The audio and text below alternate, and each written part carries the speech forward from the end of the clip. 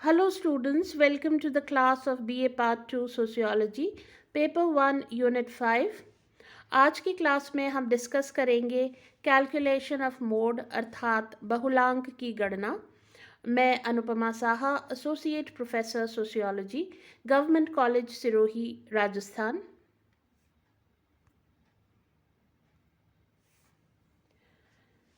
आप सभी विद्यार्थी जानते हैं कि बहुलांक किसी भी आवृत्ति वितरण की वो संख्या होती है जिसकी आवृत्ति सबसे अधिक होती है।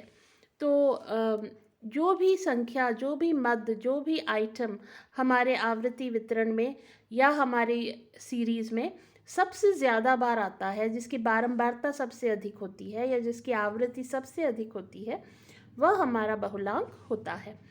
तो अगर हमारे पास वैयक्तिक तथ्य हो, इंडिविजुअल डेटा हो, तो हम बहुलांक की गणना कैसे करते हैं वह हम अब समझेंगे।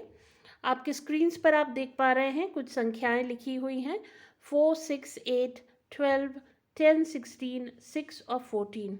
इन संख्याओं को जब आप देखते हैं तो आपको स्पष्ट हो जाता है कि जितनी भी संख्याएं हैं वे सब एक एक बार आ रही हैं। केवल जो संख्या 6 है वह हमें 2 बार दिखाई दे रही है। तो इस तरह से 6 की जो आवृत्ति है, 6 की जो बारंबारता है, वो बाकियों से ज़्यादा है और इसलिए 6 हमारा बहुलांक होगा। यहाँ यह बताना भी ज़रूरी है कि कई बार ऐसा हो सकता है कि एक से अधिक संख्याओं की बारंबारता अधिक हो और बराबर हो। जैसे जिस तरह से 6 2 बार आ रहा है इस वितरण में, उसी तरह से 8 भी 2 बार आ रहा हो, ऐसा हो सकता है। तो बाकी सब संख्याएं तो एक एक बार आ रही हैं, लेकिन 6 और 8 2 बार आ रहे हैं। तो ऐसी स्थिति में हमारा बहुलांक क्या होगा? ऐसी स्थिति में 6 और 8 दोनों हमारे बहुलांक होंगे। तो बहुलांक के बारे में जो विशेष बात है वो ये है कि एक ही सीरीज में, एक ही श्रेणी में एक से अधिक बहुलांक हो सकते हैं। तो इंडिविजुअल सीरीज में वैयक्तिक तथ्यों में बहुलांक की गणना इस प्रकार की जाती है। अब हम देखेंगे कि जब हमारे पास सामूहिक तथ्य हों तब हम बहुलांक की गणना कैसे करते हैं। पहले हम यह देखेंगे कि हमारे पास जब खंडित श्रेणी हो, डिस्क्रीट सीरीज हो, तब हम कैसे गणना करते हैं बहुलांक की। जो एग्जाम्पल आपके सामने दिखाई दे रहा है उस पर पहले मद दिए गए हैं जिसको हम x से डिनोट करते हैं और फिर आवृत्तियां दी गई हैं जिसे हम स्मॉल f से डिनोट करते हैं। तो आप देख सकते हैं कि 6 मद हैं 10, 12, 14, 16, 18, 20 और उनकी आवृत्तियां दी हुई हैं सामने 9, 8, 10, 12, 11 और 6। तो आपको स्पष्ट दिखाई दे रहा है कि जो सबसे अधिक आवृत्ति है वह है 12 और यह आवृत्ति है मद 16 की। तो 16 ही हमारा बहुलांक होगा क्योंकि उसकी फ्रीक्वेंसी सबसे ज़्यादा है। तो जब हमारे पास डिस्क्रीट सीरीज हो तो हमें केवल फ्रीक्वेंसी को देखना है और ये पता करना है कि मैक्सिमम फ्रीक्वेंसी कौन सी है। मैक्सिमम फ्रीक्वेंसी जिस भी आइटम की होगी, जिस भी मद की होगी, जिस भी अंक या संख्या की होगी, वही हमारा बहुलांक होगा। अब जब हमारे पास सतत श्रेणी हो तब हम बहुलांक की गणना कैसे करते हैं। आप देख पा रहे हैं एक एग्जाम्पल आपके सामने है। इसमें हमने वर्ग लिए हैं। कुल 7 वर्ग हैं 0 से लेकर के और 35 तक और उनकी फ्रीक्वेंसीज उनके आगे दी गई हैं। अब वैसे तो इस फ्रीक्वेंसी डिस्ट्रीब्यूशन को जब हम देखते हैं तो हमें स्पष्ट दिखाई दे रहा है कि 8 जो है वह सबसे अधिक फ्रीक्वेंसी है और यह जो फ्रीक्वेंसी है वह 15 से 20 वर्ग की है। तो इस कारण जो हमारा बहुलांक है वह 15 से 20 के बीच में होगा। लेकिन इसको पक्का करने के लिए, इसको बिल्कुल सुनिश्चित करने के लिए हम कुछ स्टेप्स करते हैं और अब हम देखेंगे कि वे स्टेप्स क्या हैं। हम सबसे पहले जो हमारी फ्रीक्वेंसीज दी गई हैं उनके दो दो के ग्रुप्स बनाते हैं। तो सबसे पहले हम पहली फ्रीक्वेंसी से शुरू करेंगे। 2 और 4 इनके हम दो ग्रुप बना लेंगे। इनका टोटल हो गया 6। उसी तरह से 6 और 8 का टोटल हो गया 14 और 5 और 4 का टोटल हो गया 9 जो हमने आगे लिख दिए हैं। अब लास्ट में केवल एक ही संख्या बच रही है और हम उसका कोई 2 का ग्रुप नहीं बना सकते, तो हम इस संख्या को छोड़ देंगे। उसके बाद फिर हम ऊपर की एक संख्या को छोड़ करके फिर 2 2 के ग्रुप्स बनाएंगे। तो सबसे पहली संख्या 2 को हम छोड़ देते हैं और उसके बाद 4 और 6 का ग्रुप बनाया तो टोटल हो गया 10। 8 और 5 का ग्रुप बनाया तो टोटल हो गया 13। और 4 और 3 का ग्रुप बनाया तो टोटल हो गया 7। फिर हम 3-3 के ग्रुप्स बनाते हैं। तो अब हमारे पास पहली संख्या हो गई 2, दूसरी संख्या 4 और तीसरी संख्या 6। इनका जब हमने ग्रुप बनाया तो टोटल हो गया 12। और 8, 5 और 4 का टोटल हो गया 17। वो हमने आगे लिख दिया है। लास्ट में एक ही संख्या बच रही है, इसलिए हम उसे छोड़ देंगे। उसके बाद हम एक छोड़कर 3-3 के ग्रुप्स बनाएंगे। तो हमने 2 को छोड़ दिया, और जो सबसे पहली संख्या है, और उसके बाद 6, 4 और 8 इसको हमने जोड़ लिया तो संख्या हो गई 18। और फिर 5, 4 और 3 को भी हमने जोड़ लिया तो टोटल हो गया 12। वो हमने उनके आगे लिख दिया। अब लास्ट में हम क्या करेंगे, ऊपर के 2 फ्रीक्वेंसीज को छोड़ देंगे और फिर वापस 3-3 के ग्रुप्स बनाएंगे। तो ऊपर के 2 हैं, 2 और 4, उन्हें हमने छोड़ दिया। और उसके बाद 6, 8 और 5 का टोटल हमने कर लिया, और ये टोटल आ गया 19। तो हमने 19 उसके आगे लिख दिया।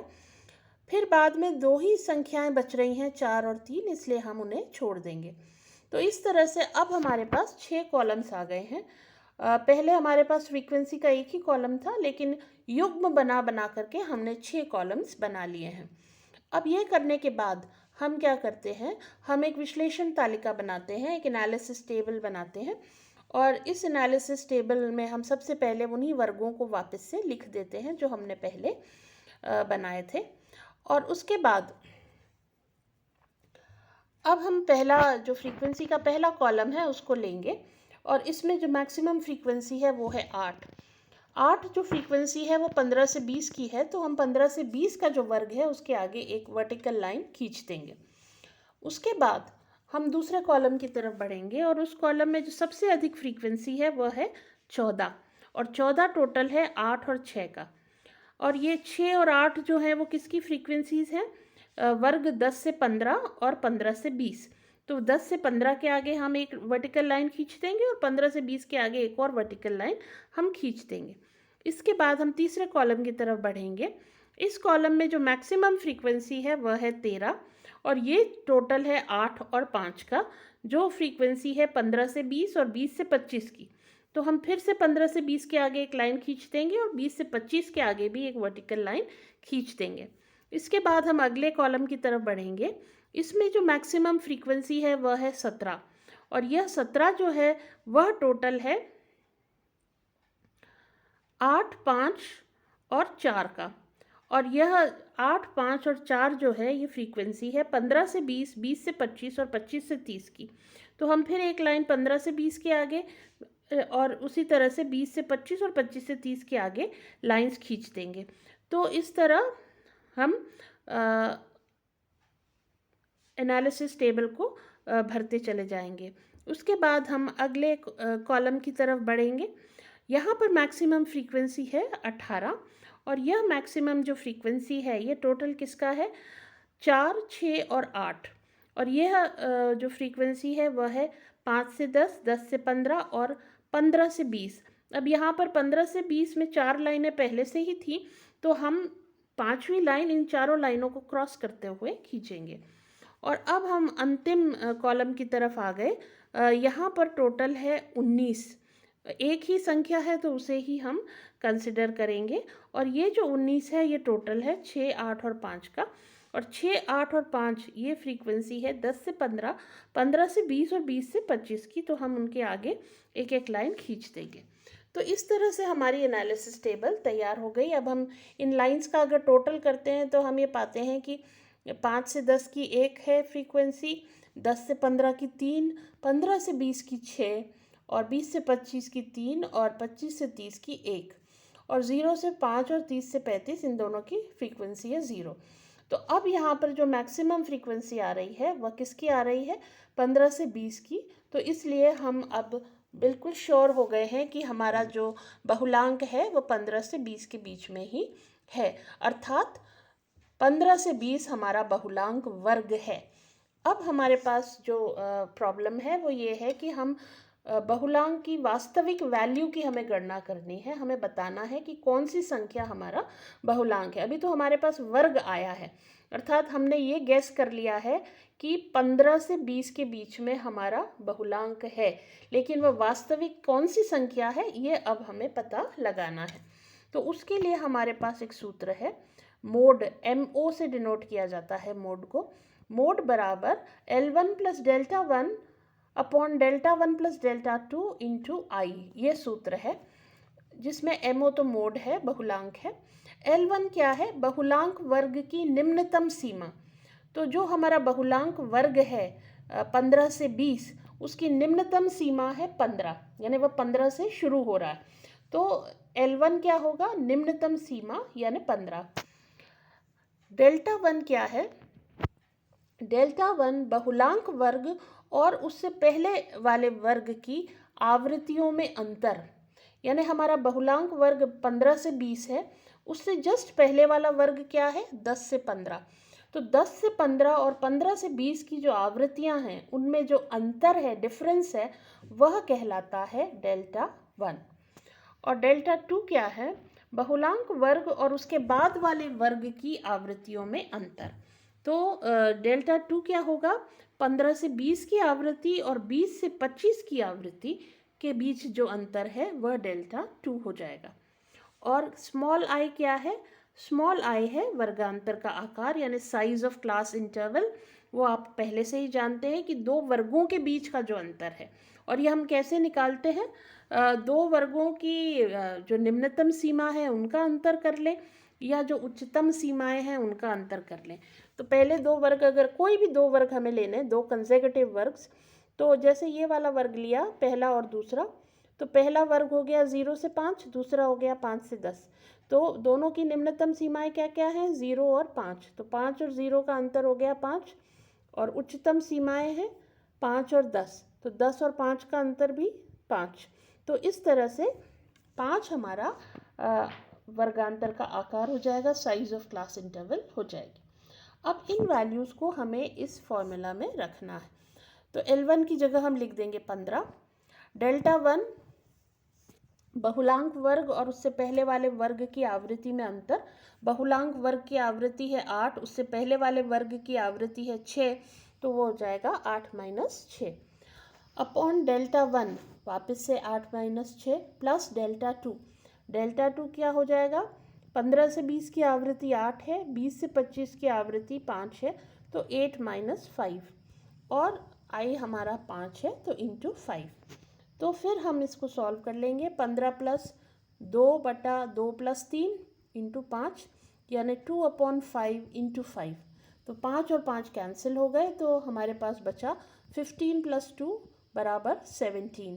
तो इस तरह से जो हमारा मोड होगा वह होगा 17 तो इस तरह हम बहुलांक की गणना सतत श्रेणी में कर सकते हैं। मुझे उम्मीद है कि आपको तीनों ही श्रेणियों में, वैयक्तिक तथ्य जब हमारे पास हो, सामूहिक तथ्यों में खंडित श्रेणी, और सतत श्रेणी जब हमारे पास हो, तो हम बहुलांक की गणना कैसे करते हैं यह आप समझ गए होंगे।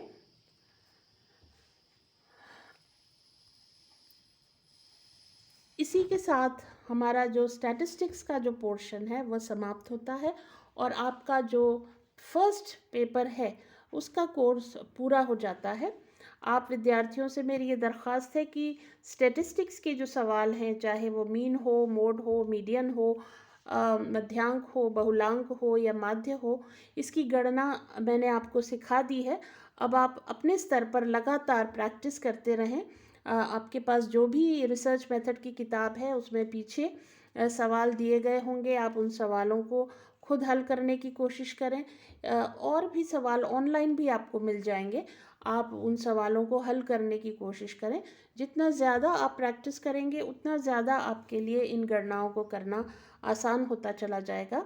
आपके इस पेपर से संबंधित आपके मन में अगर कोई भी सवाल हो, कोई भी शंका हो, कोई भी डाउट्स हो, तो आप कभी भी पूछ सकते हैं। आप कमेंट सेक्शन में जाकर के अपना सवाल लिख सकते हैं। मेरे पर्सनल व्हाट्सएप नंबर पर भी आप अपनी प्रॉब्लम मुझे भेज सकते हैं। जो हमारा व्हाट्सएप ग्रुप है उसमें भी आप डाल सकते हैं। तो इस तरह से आप लोगों का ये पेपर मैंने ऑनलाइन जिस भी तरीक़े से संभव हो सका मैंने पूरा करवा दिया है। और मुझे पूरी उम्मीद है कि आप लोगों को जो जानकारी मैंने इन वीडियोस के माध्यम से दी है वो आपके लिए उपयोगी रहेगी।